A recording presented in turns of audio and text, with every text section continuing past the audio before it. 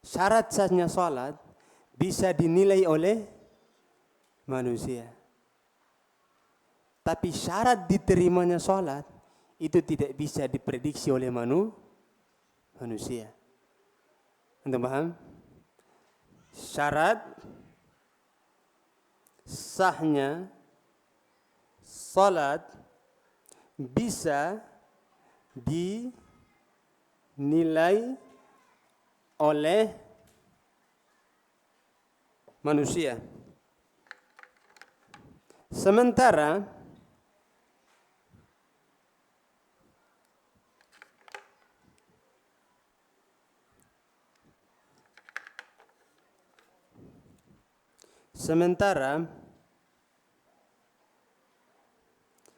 syarat diterima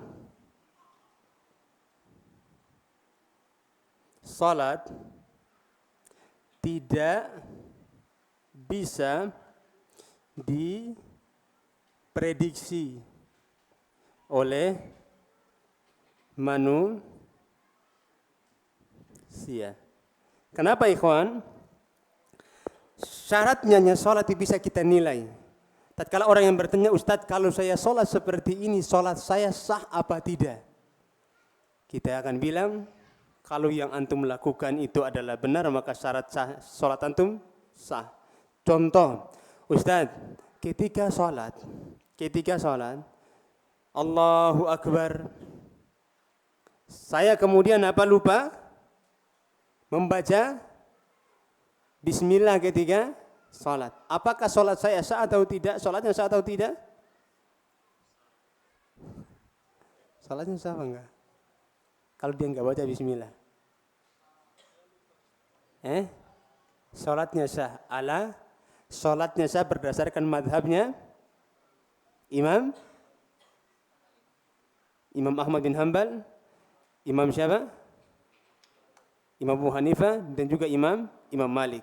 Madhab jumhur. Salatnya tidak sah berdasarkan madhabnya Imam Syafi'i rahimahullahu ta'ala. Kemudian ikhwan, sementara kalau diterimanya salat, itu syarat diterima salat ente diterima atau enggak itu kita enggak tahu. Bisa jadi orang yang sah salatnya tidak diterima salatnya. Karena yang menerima salat bukan manusia, tapi Allah Subhanahu wa taala.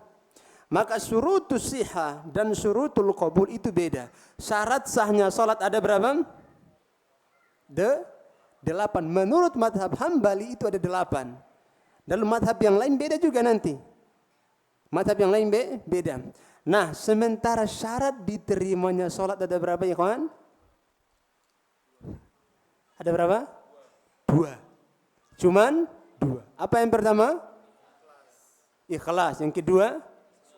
Muttaba'ah. Nah, sementara syarat diterimanya salat. Nah, yang kedua ini, perbedaan yang kedua. Syarat diterimanya salat ada 2. Yang pertama apa? Ikhlas. Dan yang kedua, mutaba'ah. Nah. Kalau ada orang yang sholat dia ikhlas dan dia mutaba'ah, maka semoga sholatnya diterima. Sementara syarat sahnya sholat itu merupakan apa? Pembagian sesuai dengan pembagian para ulama. Yang kedua, yang ketiga. Sementara syaratnya sahnya salat itu dibagi sesuai dengan pembagian para ulama. Madhab Hambali beda, madhab Syafi'i beda, madhab Hanafi juga beda.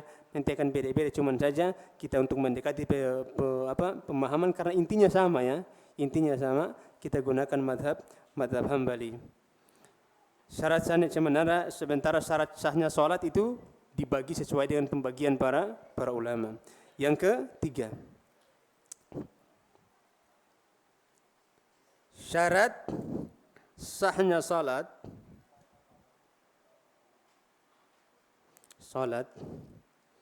itu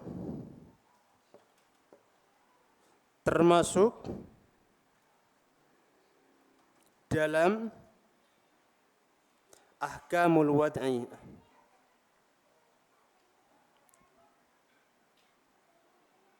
Wad'i. Anda paham ahkamul wad'i kan? Hukum-hukum yang ditetapkan oleh para ulama. Ya.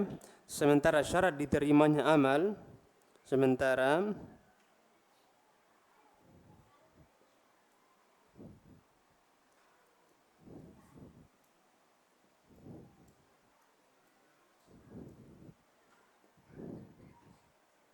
amal itu ahkamut taklifi atau tauqifi.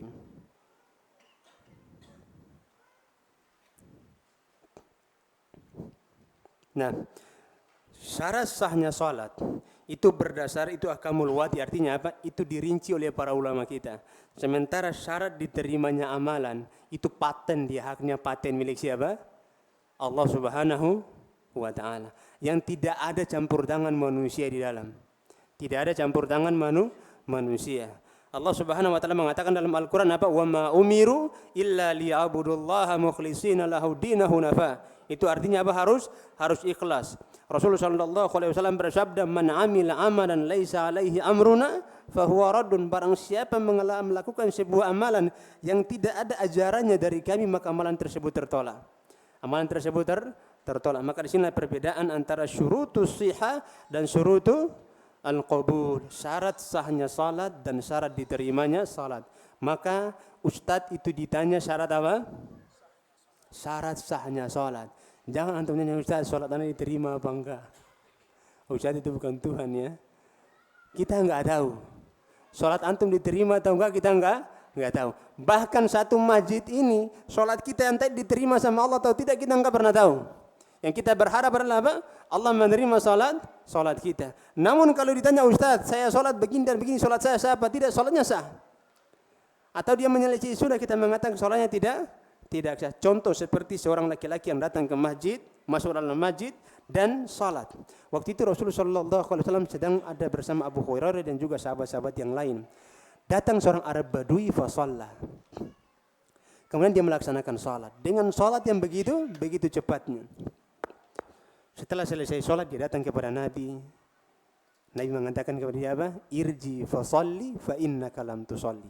Kembalilah engkau dan salatlah karena sejatinya engkau belum salat. Kenapa ikhwan? Salatnya cepat. Kayak ayam matok. Yang kedua kali salat yang sama. Cepat kali salatnya. Namanya orang Badui, enggak paham apa-apa. Datang kepada Nabi salam, Nabi menjawab salamnya, kemudian Nabi mengatakan kepada dia, kembali dan salatlah engkau karena sejatinya engkau belum salat.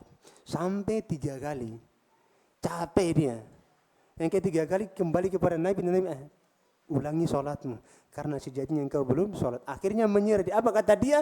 Ya Rasulullah, wahai Rasulullah sallallahu alaihi wasallam, la uhsinu ghaira hadza fa'allimni. Wahai Rasulullah sallallahu alaihi wasallam, sesungguhnya aku tidak tahu tata salat yang lebih benar daripada ini. Artinya apa? Memang tata cara salat saya seperti ini.